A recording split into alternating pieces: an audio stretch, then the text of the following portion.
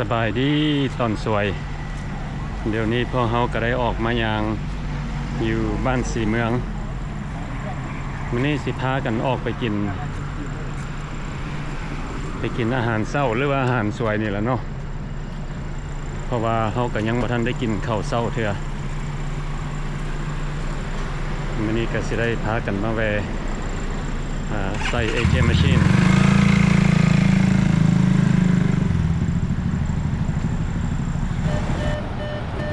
มาเอาเงินออก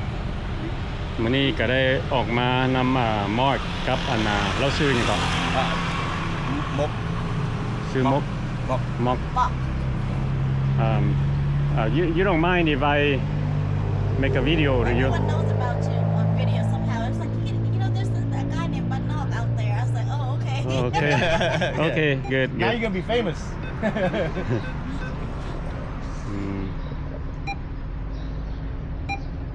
Please wait while your transaction is processed. See, it just says 30,000 or whatever you call it. 1,000 keep, yeah. Yeah. มาเอาอันเงินออกจาก ATM ได้ชาร์จ30,000 กีบนั่นแหละจะตกอยู่ประมาณดอนปลาย not too bad it's like $1 maybe $40 cents Something like that. That should be enough, right? Should I take out more? I got plenty of money. You need it. I just want to know if I should take out more or not. I hate the fact that they won't let us take out $100 at a time. Yeah, well, there's ATMs everywhere if you need more. You know what I mean? I got it. ชื่อเจ้าอันมอกบ่ ซื้อหมอก มอกเป็นชื่อลาวเนาะ ซื้อราสนุกซื้อลาว โอ้มอกนี่เป็นชื่อเล่น แม่ โอ้เป็น อันนี้มักอันนี้มาร์ค โอ้มอกกับมอก ถ้าคนลาวนี่เขาว่ามาร์ค โอเคเฮายังบ่ทันได้ introduce เนาะโอเคใครชื่อโจ้เด้อสบายดีก็ได้มาเจอเพิ่นมื้อนี้เนาะมื้อนี้พวกเฮาก็สิได้พากันออกไปกินข้าวน้ำกันเนาะ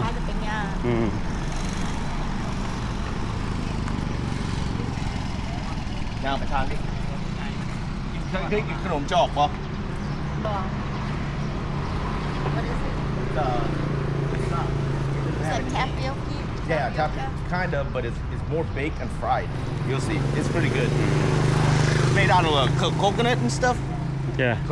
นมจอก You said it's made out of coconut? You like coconut? I do. Like a tapioca, kind of like a jello No. type of thing? No, that's ขนมคก Oh. อันนี้ขนมมันเป็นเฮ็ดที่ไหนจอกเนี่ยมันฟรายมันเป็น brown. I love khanom kok too. I like that. Yeah, I like ขนมครก Me too. too, I like khanom kok. Almost like a muffin. ขนมจอกนี่มันบ่หวานปานใด Well, we'll rather see what kind of khanom it is.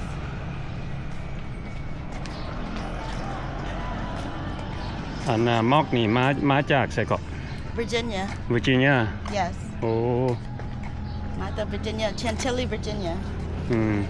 Chantilly, that's what we have our RV show every year. Twice a year. Oh, yeah. At the Dallas Expo. Yep.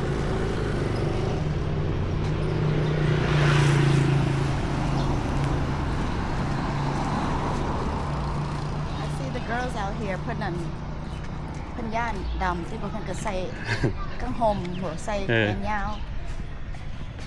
You want it? No. No, huh? Right. สวัสดี Yeah, but that's where it's at. We usually wait for it when she fries it fresh. You know, and then you know ain't no flies. If you want ขนมจอกyou might as well get it. Was that the khanom jok right there? Yeah. The brown one. Oh no, I want khanom kok. Oh, okay. I want khanom สอบเบิ่ง soft one. Hey, have you gone ไปเฮ็ดให้เกี่ยว clean หูให้แล้วป่ะ No, I want to go get I haven't even got a massage. Look, my fingernails are all messed up. But they say that ท่านจะไปนวด right? ไปนวดน้ำมันผู้ตาบอด Yeah, we have it right here. Oh yeah. Later. You want to? Yeah, I do. I want to get mine too from คนตาบอด Me too. I want to get เอา that. ไปเฮ็ดอย่างเขาเฮ็ดแล้วบาดนั้นกลับมาคืนand then if you อยากซักผมให้เขา clean หูให้นะ Cheap. They wash your hair, massage your head. I was thinking of coloring my hair. I need my hair Oh, they can do it here. See all my grays on here? Yeah. Yes. They can do it right here. Yeah. สิมาประเทศลาวนี่ you know อยู่อเมริกาบ่เคยเฮ็ดจักเทื่อ แม่ มาประเทศลาวมีคนตัดเล็บให้ มีคนขอดขี้หูให้ you know สาผม Yeah. ใช่ this is like awesome It is awesome. Mhm. And for the price that we're Yeah. paying here, we could never pay that in America. That's not even enough tip. Like I'm about to get my back tattoo, my whole back. Oh, I was going to ask you because I want my daughter, my Okay. whole sleeve. Where's that at? Right here, this guy. But I'm supposed to go with my cousin later. You can come with us. It's only they only charge me $250. That's good. Yeah, in America it'll be like $5,000. It's a lot. Yeah, in America, you know, tattoos are expensive.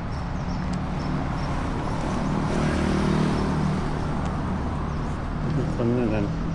คนฝรั่งก็หลายเด้มาลาวนะ ฝรั่งก็หลายตัวมาแล้ว อือฮึ บ่แม่นแต่ฝรั่งคนจีนได้หลาย เออ So this is a lot.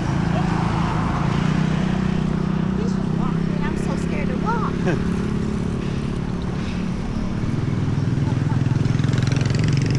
I'm so scared to walk. I'm so Yeah. scared to cross the road. เดี๋ยวนี้พวกเขาก็ได้มาฮอดบริเวณฮอกเซน Person mall. อือฮึแล้วก็ต่อไปมันก็เวียงจันทน์เซ็นเตอร์ Oh, this is the cigar club, guys. Look. You been here already? No, I'm just saying that they got a cigar club. Oh, okay. Oh, it looks fancy. Yeah. They got all the liquor. You know, when you use the restroom, maybe to go pee someplace, they charge you. Huh? And it's dirty. ฮะมื้อนี้เฮาก็ได้ออกมา Yeah, they charge you like 3 คนของเขาเนาะมากับมอดกับมอกมอกนี่มาจากเมืองเฟรสโนเพิ่นใหญ่หั่นแล้วก็มอกนี่เพิ่นว่ามาจากเวอร์จิเนียจักหน่อยเนาะเฮาก็สิถาม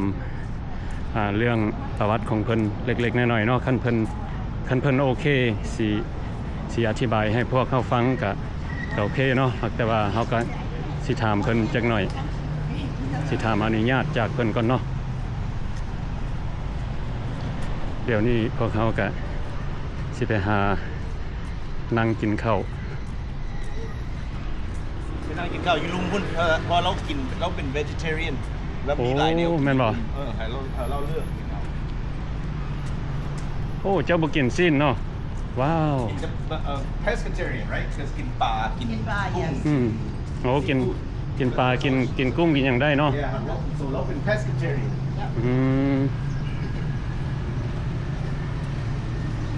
โอ้กันเฮ็ด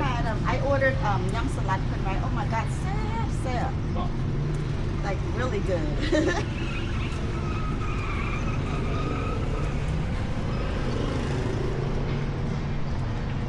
So I'm guessing these are lights at night. Yeah Yeah Nice. they have a gym here but the gym is expensive Oh it yeah. costs more than the US Why would you want to go to the gym and do it at home in your own space by yourself?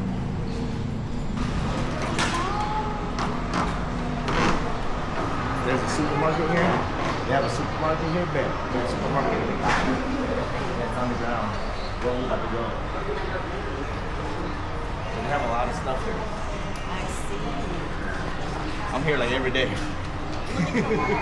for me just to come walk I'll okay, exercise okay. and then yeah end up ซื้อเครื่องนี้ซื้อนั่นซื้อนี่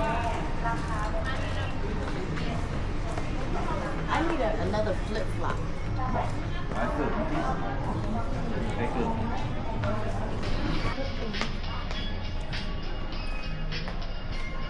หมอมอกนี่มักช้อปปิ้งเนาะ They don't have my size.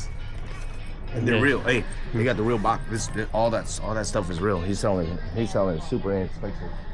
The shoes Yeah, it's all real shoes. อันนี้ก็เรียลคือกันนี่เห็นบ่มีกา everything Yep. ตัวนี้มีแต่250,000 jersey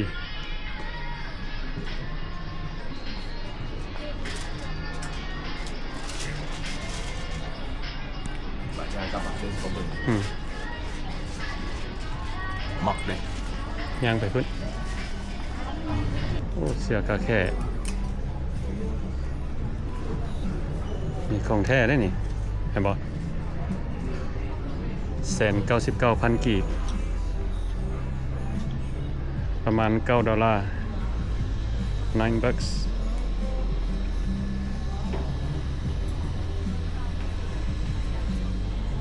I like that.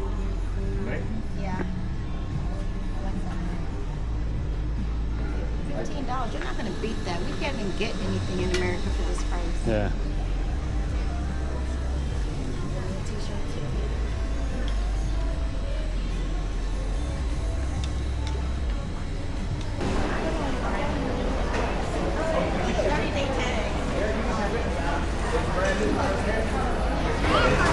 เป็นก็มีหลายห้านเนาะอยู่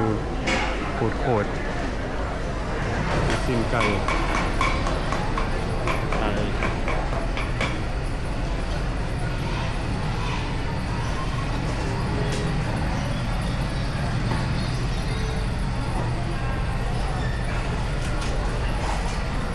เจล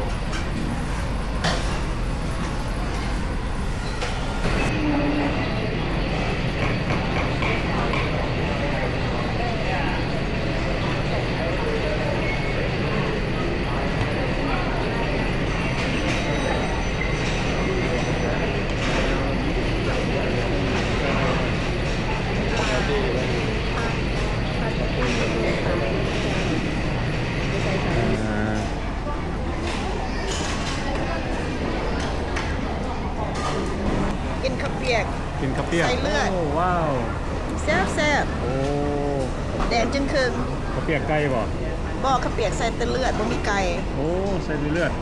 อืม แซ่บ โอ้มื้อนี้ก็มีคนมาหลายเพราะว่ามื้อนี้เป็นมื้อวันอาทิตย์หลายคนก็พักเวียกพักงานพาแฟมิลี่มากินข้าวกินน้ำคนหลายมีเกี๊ยวข้าวกับต้มไก่ ๆ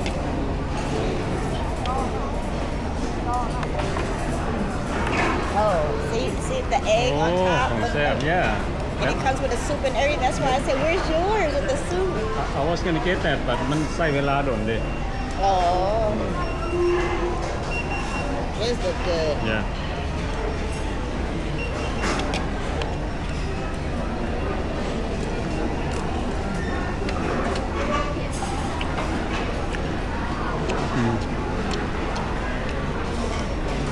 อันนี้ก็แซ่บเพื่อกัน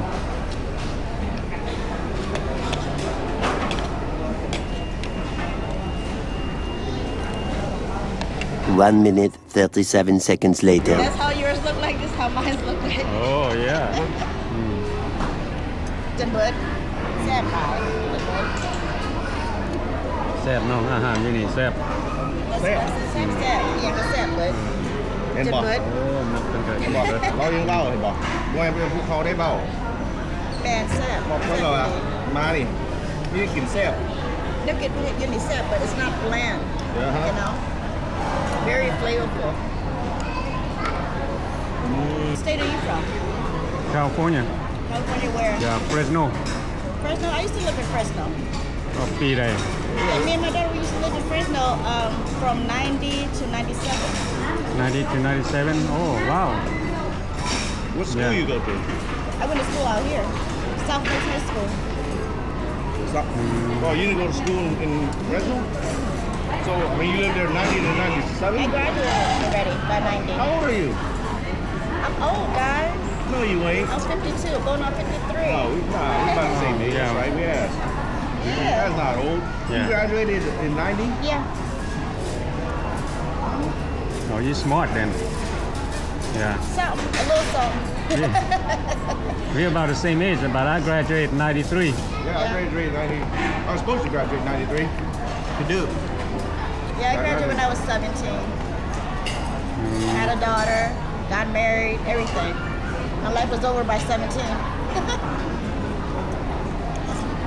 It wasn't over. It was a beginning. Well, I didn't get to live, you know, my normal teenage life. I became a mom real quick. You know, I had my daughter. I had my first daughter at 18. Conceived at 17. I didn't conceive, but you know. So after I came back from California for a little bit, my daughter was like 6 years old, came back, and then she went to go live with me to the age of 18. She went to school out there. She go to Hilton High School. What high school? Hilton High School, over there by C's house. Yeah. เป็นจังไดอาหารมื้อ โอ้ นี้ จนมึดเบิดนะ โอ้ผู้ใด แซ่บหลาย ผู้ใดก็กินเบิดเนาะ เหลือแต่บักเผ็ดหน่อยนึงนี่ เหลืออันนั้นน่ะตอนเลือดตอนนึงให้ผู้ใดบ่กิน น้ำเฮาก็เบิด แต่น้ำแซ่บหลาย No kidding you, it's not bland, very flavorful. So how you like the food over here? I like the food. It's great food. They have a lot of flavors. It's not like American food. We have a lot of bland food. Other than that, I love it here. Oh, okay. Food is very good, very cheap. So how สิถามม็อกเลยเนาะ you prefer go by mock or mock เนาะเป็นชื่อลาวเนาะโอเคว่าสิถามม็อกเนาะม็อกมาลาวอันดุนปานใดล่ะ มาได้เดือนนึงแล้ว เดือนนึงเนาะโอ้แต่ว่าม็อกกับมาคือกันกับอันน่ะกับมอกนี่เนาะมาแบบเดียวกันเนาะ แม่นแล้ว มาแบบเดียวกันมาแบบเดียวกัน แล้วก็อันเพราะว่าส่วนหลายเขาก็เห็นหลายคนอยู่ก็มาแล้วล่ะก็ยังอีกหลายคนก็สิได้มาอีก แม่ ส่วนหลายเรื่องอันนี้มันก็สิเป็นเรื่องอดีตเก่าเนาะคันสิบางคนอาจสิเข้าใจผิดว่าโอ้คนถูกส่งมาลาวหั่นบางคนสิว่าโอ้เขาเจ้าเป็นคนบ่ดีเป็นคนคริมินัลอันนี้บ่แม่นเนาะ บ่แม่ บ่แม่นเพราะว่าเฮามาเจอแต่ละคนนี่เขาเจ้าก็นิสัยดีเบิดทุกคนเนาะ แม่น like everybody เฮาได้มาเจอนี่ก็ Everybody good people. yeah good people yes เพราะว่าเรื่องอันนี้ที่อันน่ะม็อกได้มาอันน่ะลาวนี่ก็ย้อนอดีตสมัยตะกี้เนาะ อันนี้ like สมัย1992 1992ป้าโถ เพราะว่า I was still a kid in school ป้าเห็น แต่ บ่ 1992เราบ่เคยเห็นหยังเฮ็ดอีก ว้าว เราไปเช็คอินทุกปีจนฮอดเดือน10เมื่อกี้นี้เข้าไปเช็คอินแล้วเพิ่นก็จับส่งมาเลย โอ้ so จะไปเช็คอินทุกปี for how many years 27 years 27 years 27 ปีแล้ว ว้าวโอ้เป็นแต่สมัยยังเป็นเด็กน้อยพุ่นเนาะ yes ว้าวอันนี้ก็แบบเฮาเคยเว้าน่ะ you know แบบสมัยตะกี้ตอนเฮาเป็นเด็กน้อยนั่นไผก็คิดดื้อคือกัน you know แม่ yeah บ่ฮู้ความยังน้อยอยู่ยังความเล่นอยู่ ว่าบ่ฮู้ความเขาบ่ฮู้อีหยัง 18 19 เพ ปี ราะว่า 20 ปี เขาบ่ฮู้อีหยังว่าพ่อแม่เขาเพิ่นก็มาจากเมืองลาวเด้เพิ่นก็ซอกเฮ็ดบ่เฮ็ดเวียกบ่ได้มีเวลาแบบสิเพิ่นสอนแล้วเขาเพิ่นก็บ่ฮู้ culture อเมริกา แม่น แม่นบ่ฮู้แต่ culture ลาวเมืองลาวเขามาเมืองลาวแม่นบ่เด็กน้อยอยู่ที่สลาดไว้เด้ใหญ่ไว้เด้11 ปี 12 ปีฮู้จักเว้าฮู้จักเฮ็ดหยังกินฮู้จักเมียนออกเมียนเฮือนมีฮู้จักเฮ็ดหนังผู้ใหญ่แล้วอยู่อเมริกาโซพ่อแม่พวกเขาคิดว่าแบบนั้นนี่เนาะโอ้ปล่อยลูกไปโลดแล้วเขาก็ไปแล้วก็ไปเล่นน้ำมูนี่แบบนั้นแล้วก็เป็นไปเป็นมาเป็นเด็กน้อยคือเขา Another thing is, we were so young, ยังเด็กน้อยอยู่ nobody told us that คันเจ้าไปเฮ็ดคดีนะเจ้าสิบ่ได้ citizenship American บ่มีใครเคยบอกบ่มีใครเคยสอนนี่บ่ล่ะ Now, what we did back then as younger kids, as teenage kids, is coming back to haunt us now. They're going around knocking on doors, just, setting us back now. But now that I'm here, I love this country. I love my country. Everything here is so cheap. Everything here is really beautiful. The people here is very nice. And they're so humble and so grateful for everything that they have. Even though it's not much, they're grateful for what they have. So ม็อกนี่ไปเช็คอินเนาะแล้วเพิ่นกล่าวก่อนไปเช็คอินนี่เนาะโอ้แล้วบาทเช็คอินแล้วมาเขาเจ้าจับบ่จับไป เขาจับแล้วก็คือส่งมามื้อหน้ามาฮอดเมืองลาว โอ้จับแล้วก็ส่งมาฮอดเมืองลาวเลย แม่ แต่ว่านั่งยนต์มานี่สะดวกสบายบ่นั่งยนต์มาสะดวกสบายบ่ได้เพิ่นบ่ได้ล็อกเพิ่นบ่ได้เฮ็ดอีหยังเพิ่นพาไปกินของกินข้าวไปกินนี่กินนั่น โอ้แบบอยู่น้ำยนต์อยู่ได้เนาะ อยู่น้ำยนต์ โอ้โอเคโอเค อยู่เดินยนต์นี่แหละ ยืนเดินยืนคือกัน You don't know คือกันเพิ่นให้ไปกินข้าว Me and her we came the same way from the same the same people person. yeah same person that sent us here yeah โอเคเพราะว่าแต่ละคนมากับบ่คือกันเนาะ บางคนเพราะว่าเฮาได้ยินว่า some people ถูกlike ใส่ล็อกใส่ yeah อันนั้นม่วนแบบเขาเจ้าส่งมาแบบ60-70 คนนั่นนะ Yes, that's true. เข้า เพิ่นส่งมาหลายคน โอ้ เพิ่นต้องเฮ็ดจังซั่นอยู่ในยนต์เพิ่น ครับก่อนพวกข่อยอยู่หันมันบ่มีแบบนั้นส่งเขาเจ้าเอาซื้อปี้ให้โลดแล้วเฮาขึ้นเอากลับไปเดินยนต์ ไปยนต์แล้วก็พา ขึ้นยนต์ธรรมดาขี่ยนต์ธรรมดามามาฮ ต อ อน ด ข่อยมาผมก็มาผู้เดียว โอ้จะมาผู้เดียว Me ผู้ too เดียว โอ้ว้าวโซเจ้าขี่ยนต์แบบcommercial commercial ยนต์ธรรมดาเนาะ ยนต์ธรรมดา โอ้แปลว่าพวกมาหลายคนหันเขาเจ้าสิขี่ยนต์นั่นนะ ขี่ยนต์ทหารเพิ่นขี่ยนต์ทหาร yeah ว่าที่มาก่อนเฮาหันเพิ่นขี่ยนต์ทหาร60กว่าคน โอ้ดีอันนี้เฮาหาก็ได้ยิน แล้วเพิ่นไปส่งหลายหม่องเพิ่นไปส่งเมืองเวียดเพิ่นไปส่งเมืองซูแดนแล้วไปส่งเมืองสรีลังกา and Romania โรมาเนียก่อนเพิ่นสิมาฮอดเมืองลาว อืม That's why เพิ่นขี่รถThat's why เพิ่นขี่ยนต์ยนต์ทหาร อืมโอเคแล้วก็วันนี้เฮาก็อยากรู้เนาะว่าบาดมอกมาฮอดประเทศลาวแล้วเนาะละหลายคนก็อยากรู้ว่าเป็นจังไดเพิ่นมีบอลให้อยู่บ่เพิ่นมีบอลให้พักเซาบ่หรือบอลนั่นมันเป็นจังไดบางคนคิดว่ามาลาวแล้วสิถูกจับให้มอกอธิบาย เขาลงยนต์มาอันนั้นตำรวจเพิ่นก็มาหับแล้วเพิ่นก็พาเฮาไปศูนย์แล้วเพิ่นก็ค้นคว้าว่าครอบครัวจะอยู่ไสจะเกิดอยู่เมืองใดจะมีป้ามีพ่อมีน้องมีหยังบ่อยู่นี่ คันมีแล้วเพิ่นก็สอบหาให้แล้วเพิ่นก็โทรโฟนเพิ่นว่าบอกว่าครอบครัวจะอยู่นี่เด้อเพิ่นอยู่ศูนย์เด้อให้เจ้ามาสปอนเซอร์เพิ่นออก แล้วมอกอยู่ในศูนย์หันโดนปานใด พวกมือ 6 มื้อเนาะอยู่ในหัน6 มื้อการอยู่การกินเป็นแบบใดแบบ โอ้ยเพิ่นเฮ็ดอยู่เฮ็ดกินให้มื้อละ3เทื่อมื้อหนึง โอ้ ได้เช้าแล้วก็ตอนเที่ยงแล้วก็ตอนแลงอีก โอ้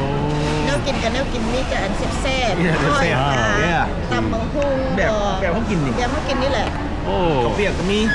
มีเบิด ห่วย เฟอร์ก็มี มันก็ต้อนรับดีเนาะ โอ้ครับดี ว้าว แล้วผู้คนที่บ่มีครอบครัวที่บ่มีเสื้อผ้าบ่มีเงินมีหยังเพิ่นเอาให้เกิดเพิ่นก็ให้ใส่ you know ผ้าเช็ดโตวบ่เครื่องบ่ก็พากันมีหยังกินก็ซอย you know แบ่งกันกิน ว้าว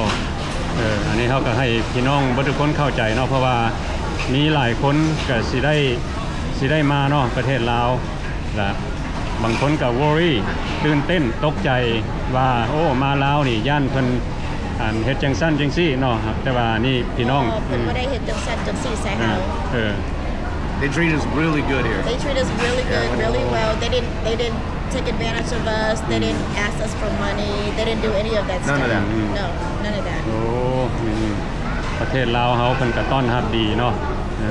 ต้อนรับดี แต่ กันได้มาเลยโชคดีแล้วแหละกันได้มานี่เอาแท้เนาะเขาจะได้มาเมืองลาวนี่จะเท่าเงินเมียนจะโชคดีเขาเจ้ามีเงินหน่อยนึงเนาะแต่เขาเจ้าต้องมาต้องมีหัวดีเด้ต้องได้คิดดีๆได้มานี่มาเฮ็ดดีพวกนั้นร่างตักใหม่เด้ เดี๋ยวนี้มาเริ่มต้นใหม่บ่แม่นมาแล้วมาเฮ็ดคือเก่ามาเริ่มต้นใหม่ It's your new chance in life right now. You know? Yeah. Here to start over. Yeah. Everything that you ever did in America is over and done with. You have Yeah. a fresh start here in Laos. โอ้ And the people here is very great. They treat you really well. Everybody is very respectful. ดีๆแล้วก็มอกนี่เคยมาลาวจักเทื่ออะไรนี่ บ่เคยมาจักเทื่อในชีวิตตั้งแต่หนีไปแต่อยู่2 ปี โอ้ เดี๋ยวนี้บอกอายุ52 ปีแล้วบ่เคยมาจักเทื่อ ไปแต่อายุ2 ปียังเว้าภาษาลาวเก่งว้าวโอ้ดีแต่อยู่2 ปี โอ้แล้วก็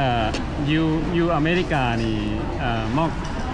มีผู้ใดเนี่ยมีเบิร์ดมีพ่อแม่มีอ้ายเอิญน้องมีแม่ตู้มีป้ามีลุงมีเบิร์ดครอบครัวอยู่อเมริกาเบิร์ด โอ้แล้วก็ลูกจักคนซั่นน่ะลูก มีลูกคนเดียว ลูกผู้เดียวเพิ่นใหญ่แล้วบ่ ไงเรา35 ปีเพิ่นเสียแล้ว โอ้เพิ่น มีลูกคนเดียวมีหลาน เพิ่นเสียแล้ว เ สียได้8-9 ปีแล้ว โอ้ sorry to hear about that โอ้ แล้วมีหลาน14 ปี หลาน14 ปีเนาะโอ้เดี๋ยวนี้ก็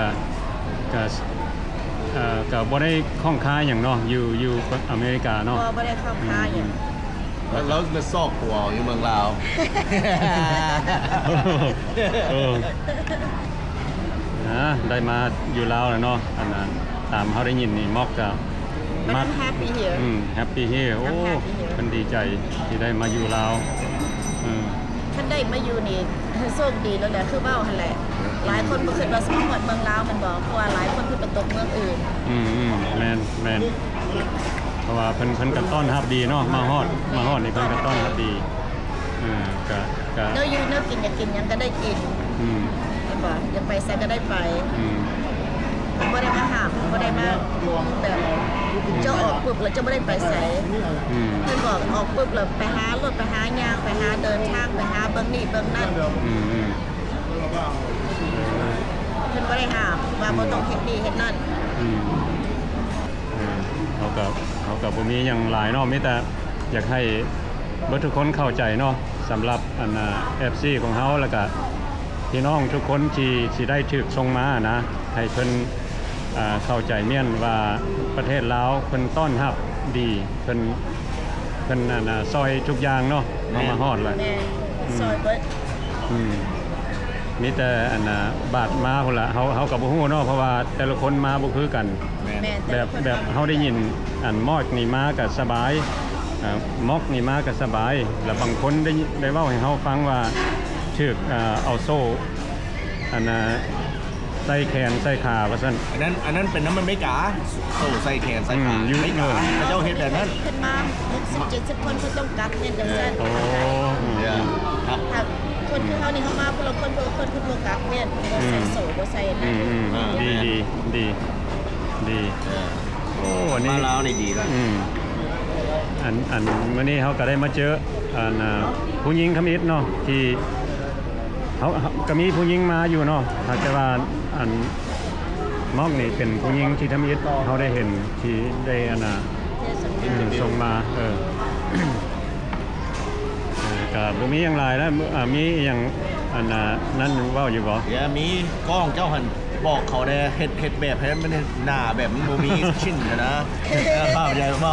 เพราะมันสักคนอย่าซุ่มมาเว้าใส่เด้อค่อยเห็นเจ้าเว้าใส่ข่อยเด้อคอมเมนต์นั่นนะ บ่แม่นดับเบิลชินเนาะ มันทริปเปิลเลย ทริปเปิลชิน ถึงว่าก็4ชิ้นเลย นั่นแหละมากินดีอยู่ลาวน่ะ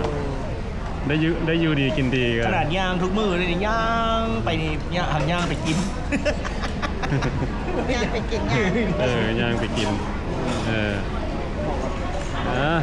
มอบมีกับบ่มีหยังเว้าเนาะอันนั้นเนาะ It's great living here, guys. It's a nice country, a very beautiful country, and people here are very welcoming,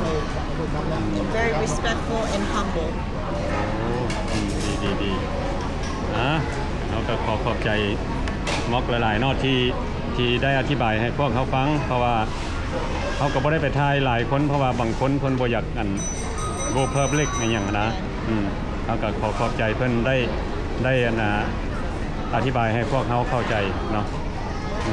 เพราะว่า The story's got to be told. I mean, Yeah. you know, this thing's got to be told. People got to have knowledge of what is really going on here. Because it's what people tell you. Don't listen to them unless they've experienced it. We are experiencing it are now. experiencing it, Yeah. and it's nothing but good things. Yes. เขาก็บ่มีหยังหลายดอกเนาะแบบเฮาอธิบายให้หมดทุกคนฟังหั่นล่ะแต่ละคนถูกส่งมานี่เขาเจ้าเป็นคนดี เรื่องที่เขาเจ้าได้ส่งมาประเทศลาวก็ย้อนว่าสมัยอดีตตะกี้ตอนยังน้อยมอกนี่แต่ปี1992เพิ่นเคยเฮ็ดผิดพลาดแต่ตอนเล็กน้อยแต่ตอนยังน้อยแล้วเพิ่นก็ใช้เนี่ยก็ใช้ชีวิตแล้วเนาะใช้แต่ว่าใช้ถึกจับถึกหยังออกมาเรียบร้อยแล้วก็เปลี่ยนชีวิตใหม่เป็นคนดีทุกสิ่งทุกอย่างและสมัยนี้เขาเจ้าบ่ลืมเนาะเขาเจ้าก็เลยนำมาเอา บัดนี้เขากับบ่มีหยังหลายหรอกมื้อนี้เขาก็ได้ซอกกินอีกโอเควันนี้เขาก็สิได้ขอจบคลิปนี้ไว้สำนี้ซะก่อนเนาะแล้วก็เป็นจังไดก็ขอขอบใจเบิดทุกคนที่เข้ามาเบิ่งวิดีโอของเขา